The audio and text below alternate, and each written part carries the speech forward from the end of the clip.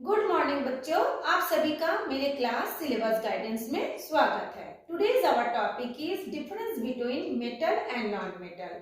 So let's start our class. Metal and non metal, धातु व अधातु।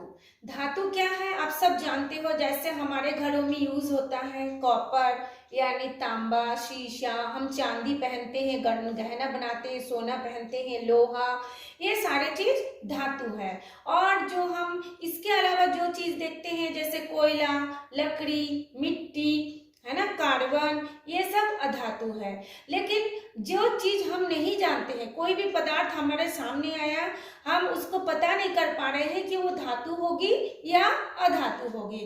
तो चलिए हम आज इसी को बारे में बताते हैं कि कौन कौन से ऐसे गुण होगा, कौन कौन से ऐसे लक्षण होगी जिसको हम धातु कहेंगे, और ऐसे कौन कौन से प्रॉपर्टीज होगी जिसको हम अधातु कहेंगे। एट फर्स्ट जो धातु होगा यह क्या होगा, पदार्थ ठोस होगा, ठोस पदार्थ होता है।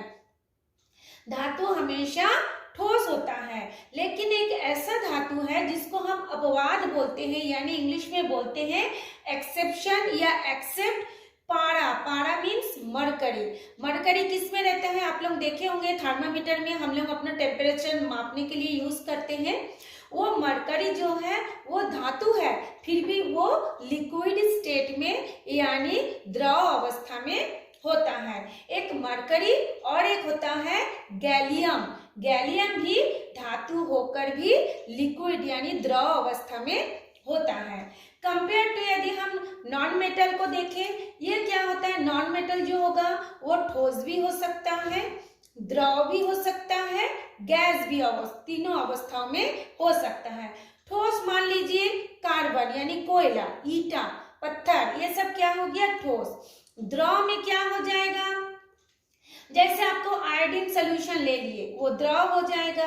गैस में क्या हो जाएगा, oxygen gas, nitrogen gas, sulphur dioxide gas, carbon monoxide gas, ऐसे बहुत से गैसेस हैं, बहुत से द्रव है, बहुत से ठोस है जो कि अधातु होती है। लेकिन ये जो मैंने अभी बताया, इतने के आधार पर हम नहीं बोल सकते कि कोई धातु है या कोई भी पदार्थ अधातु है। चलिए हम उसका नेक्स्ट टॉपिक के बारे में देखते हैं। दूसरा पॉइंट है, धातु में एक चमक होती है, शाइनिंग होती है ना। जैसे सोना भी आप देखेंगे सुनहरे रंग का, तांबा देखेंगे लाल लाल रंग में होता है, चांदी देखेंगे वह व्हाइटिश में होता है।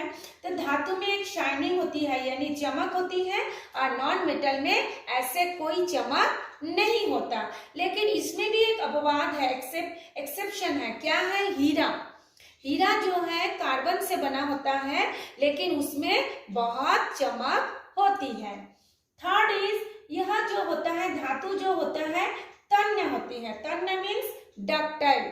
डक्टाइल किसको बोलते हैं, मतलब धातु से हम पतली पतली तार बना सकते हैं। आप लोग देखे होंगे अपने घरों में जो फ्यूज तार होती है या तांबे की जो तार होती है वो बहुत ही पतला होती है, तो उसको कहा जाता है कि धातु को हम पतली पतली तार बना सकते हैं, जिसको हम डक्टाइल बोलते हैं, तन्य बोलते हैं।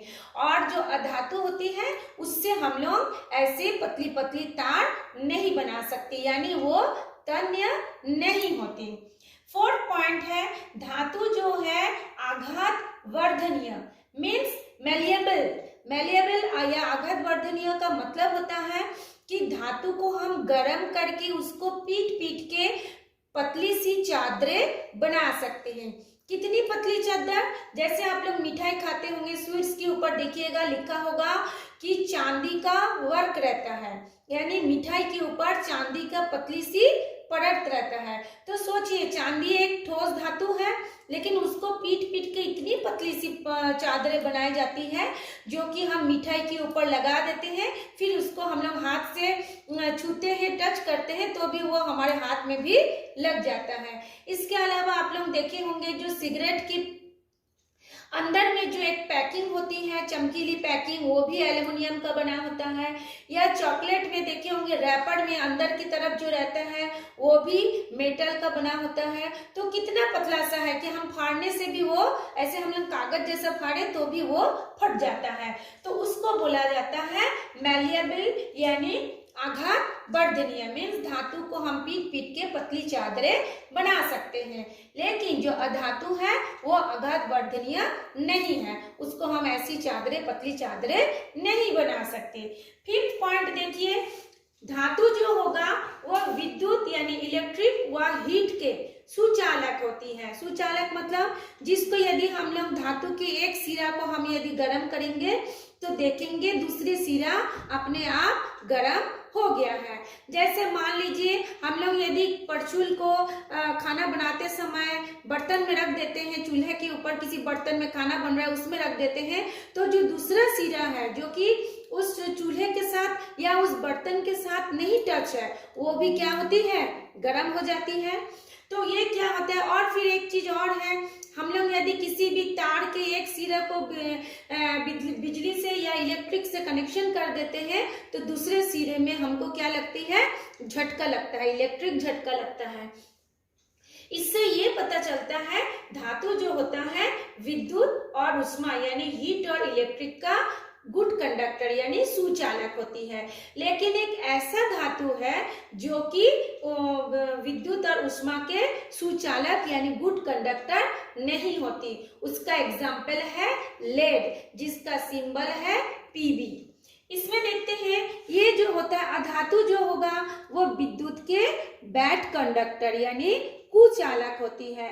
लेकिन एक ऐसा भी अधातु है जो कि अधातु होते हुए भी विद्युत के सुचालक होते हैं, वो पदार्थ है ग्रेफाइट। ग्रेफाइट हम कहाँ देखते हैं, हम जो पेंसिल से लिखते हैं उसके शीश जो होते हैं वो ग्रेफाइट का बना है, जो कि कार्बन से बना होता है। कार्बन क्या है, अधातु है, फिर भी ये विद्युत के सुचालक होते हैं। ठीक। सिक्स पॉइंट है, धातु जो होगा उसका हमेशा मेल्टिंग पॉइंट और बॉइलिंग पॉइंट उच्च होता है, हाई होता है। अब ये दो बात क्या है, मेल्टिंग पॉइंट और बॉइलिंग पॉइंट का मतलब होता है मेल्ट का मतलब क्या है, पिघलना। कोई चीज जब पिघलता है उसको बोलते हैं मेल्ट, और जिस बिंदु पर यानी टेम्परेचर के जिस पॉइंट पर जाके वो पिघलना शुरू होता है उसको कहा जाता है पॉइंट। तो पिघलने वाला पॉइंट को बोलेंगे मेल्टिंग पॉइंट, और जिस पॉइंट पर मतलब टेम्परेचर जिस पॉइंट पर जाके कोई भी पदार्थ बॉयल होता है, जैसे हम लोग जानते हैं पानी 100 डिग्री पर बॉयल होता है, 100 डिग्री सेंटीग्रेड पर, तो मेल्टिंग पॉइंट और वो होता है बॉयल होना मतलब बॉइलिंग पॉइंट। बॉयल का मतलब होता है उबालना। तो मेटल का हाई होगा कंपेयर टू नॉन मेटल का लो होगा, निम्न होता है। फिर धातु को पीटने से साउंड उत्पन्न होता है। आपके स्कूल में देखे होंगे जब बेल बजती है, घंटी बजती है तो टन टन की आवाज होती है। ये आपके घरों में भी थाली बर्तन जब गिरता है तो देखिएगा टन की आवाज निकलती है। तो धातु को पीटने से साउंड उत्पन्न होती है और धातु को पीटने से साउंड प्रोड्यूस नहीं होता। 8th पॉइंट है, धातु जो होता है भारी होता है। धातु क्या होता है, भारी है ना। तो आप बोलेंगे क्या धातु भारी नहीं है, क्या कोयला भारी नहीं है, कोयला भी भारी है। लेकिन यदि आप 1 किलो धातु लेंगे और 1 किलो कोयला लेंगे तो धातु उसकी मात्रा क्या हो जाएगी, मतलब दोनों अगर 1 किलो लेंगे उसकी आकार तो बड़ा हो जाएगा, कोयला का आकार बड़ा हो जाएगा, दोनों की अमाउंट सही, लेकिन 1 किलो धातु का आकार क्या हो जाएगा, साइज छोटा हो जाएगा। कंपेयर टू कोयला का लेंगे तो उसका, वो भी 1 किलो कोयला लेंगे तो उसका आकार बड़ा हो जाएगा। उस हिसाब से धातु क्या होती है, भारी होती है। लेकिन कुछ ऐसे भी धातु है जो बहुत ही हल्का होता है, जैसे कि sodium Na, potassium K, magnesium Mg। Sodium तो इतना हल्का होता है यदि हम उसको खुले स्थान पर रख देंगे तो ऐसे उड़ जाता है, थोड़ी देर में वो जैसे आपका कपूर उड़ जाता है, ये भी उड़ जाता है। और जो नॉन मेटल होगा, अधातु होगा वो धातुओं की अपेक्षा हल्का होता है, वो भी भारी होता है लेकिन इसकी कंपेयर में ये लाइट वेट होता है, हल्का वजन का होता है।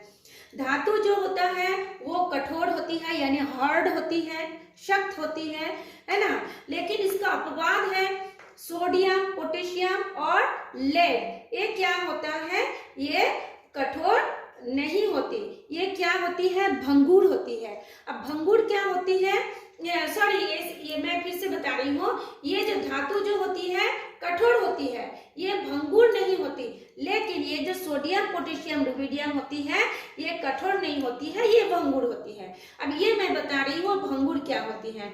जैसे मान लीजिए आप एक कोयला को टुकड़ा करेंगे या आपके घर में आसपास में ईटा होगा, ईटा को यदि आप तोड़ेंगे तो वो किसी निश्चित शेप और साइज में नहीं टूटता, लेकिन यदि आप किसी धातु को तोड़ेंगे हमेशा वो एक निश्चित आकृति बन करके टूटेगा। हो सकता है वो आकृति वर्गाकार हो, आयताकार हो, या रंबोस आकार में हो, या हेक्सागोनल आकार में हो। तो कहने का मतलब है धातु जो होगा एक निश्चित, जब उसको तोड़ेंगे एक निश्चित शेप और साइज में टूटेगा, लेकिन अधातु जो होगा जब भी आप उसको तोड़ेंगे उसका कोई निश्चित आकार और आकृति नहीं होगा। वो छोटे बड़े किसी भी टुकड़े में, किसी भी दिशा में, किसी भी आकार में वो टूट जाता है। इसलिए अधातु को भंगुर कहा गया है, और जो धातु होता है उसको भंगुर नहीं होता। लेकिन धातु में ये जो सोडियम पोटेशियम है उसको आप लोग कैसे भी तोड़ेंगे तो वो अधातु जैसा ही बिना निश्चित आकार आकृति के वो टूटता है। 10th पॉइंट है, इसका जो धातु जो होगा उसका जो बाह्यतम कोश होगा। जैसे हम जानते हैं धातु के परमाणु के चारों ओर कोश होता है, कक्षक होता है, उसी तरह से जो धातु होगा उसका बाह्यतम कोश में इलेक्ट्रॉनों की संख्या होगा 1 से लेकर 3 उसके बाह्यतम कोश में। जैसे मान लीजिए हम सोडियम लेते हैं तो कैसे होगा, उसके बाह्यतम कोश में इलेक्ट्रॉनों की संख्या कितना होगा 1 से लेकर 3, जैसे 1s2 2s2 2p6 है ना, फिर कितना 3s1, ऐसे 1 से लेकर 3 तक होता है। मैग्नीशियम के 3s1 की जगह में 3s2 हो जाएगा ऐसे। और जो अधातु होगा उसकी आउटर मोस्ट सेल यानी बाह्यतम कोश में इलेक्ट्रॉनों की संख्या 4 से लेकर 8 तक होता है। धातु जो होता है वो हाई डेंसिटी यानी अधिक घनत्व होता है। अधिक घनत्व का मतलब होता है उसके अणु जो होता है बहुत पास पास होते हैं, और इसकी घनत्व क्या होता है उसकी तुलना में धातु की तुलना में अधातुओं का डेंसिटी मतलब कम होता है, कम घनत्व वाला होता है। धातु जो होगा वो इलेक्ट्रोपॉजिटिव होगा, उसकी प्रकृति क्या होगा इलेक्ट्रोपॉजिटिव। इलेक्ट्रोपॉजिटिव का मतलब होता है वो हमेशा इलेक्ट्रॉन को डोनेट करता है यानी दान करने की प्रवृत्ति रखता है। इसलिए धातु हमेशा देखिएगा सोडियम धनायन, मैग्नीशियम धनायन, पोटेशियम धनायन, लिथियम धनायन ऐसे करके है ना, धातु हमेशा इलेक्ट्रॉन को त्यागने की प्रवृत्ति होती है, इसलिए इसके इलेक्ट्रोपॉजिटिव, इसलिए इसको क्या कहा जाता है इलेक्ट्रोपॉजिटिव कहा जाता है। और जो अधातु होता है वो हमेशा इलेक्ट्रॉन को लेने की प्रवृत्ति रखती है, इसलिए इसको क्या इसका प्रकृति जो होगी इसकी नेचर जो होगी ये होगा इलेक्ट्रोनेगेटिव। लेकिन इसका एक अपवाद है, जैसे हम लोग देखते हैं ये हाइड्रोजन है ना, हाइड्रोजन क्या होता है कभी कभी वो इलेक्ट्रॉन को त्यागने की प्रवृत्ति रखता है, देने की प्रवृत्ति रखता है, तो तब वो धातु के श्रेणी में आ जाता है। लेकिन कभी कभी वो क्या करता है इलेक्ट्रॉन को लेने की प्रवृत्ति में होती है, तब वो क्या हो जाता है अधातु की श्रेणी में आ जाता है। कभी वो S ब्लॉक में रहता है, कभी वो P ब्लॉक में रहता है। तो आप लोग इसको अच्छे से देख लीजिए। ये हमारा आज का धातु और अधातु के बारे में था। आशा करती हूँ आप लोगों को समझ में आ गया होगा, और इसमें से आप लोगों को जो भी पॉइंट इजी लगे आप उसको नोट्स बना करके लिख लीजिए। और बाकी आप नोट्स तो पूरा ही बना सकते हैं, लेकिन आपके हिसाब से जो आपको इजी लगा आप उसको याद भी कर लीजिए। और जिसको समझ में आ गया है वो लाइक कर दीजिए। मैंने इसके अपने हिसाब से इतने पॉइंट्स बताए हैं, यदि आपको लगेगा कि नहीं मुझे और भी पॉइंट्स के बारे में जानना है तो मैं इसका और भी पॉइंट्स आपको बता सकती हूँ। यदि आप मुझे कमेंट्स करके पूछेंगे तो मैं इसका सेकंड पार्ट भी बना दूंगी। और बाकी यदि आप लोगों को समझ में आ गया होगा तो आप लाइक कर दीजिएगा और इसको चैनल को सब्सक्राइब कर दीजिए, और अपनी फ्रेंड को भी शेयर कीजिए ताकि उनको घर बैठ के ये सारी पढ़ाई समझ में भी आ जाए और नोट्स बनाने में इजी हो जाए। Thanks for watching me.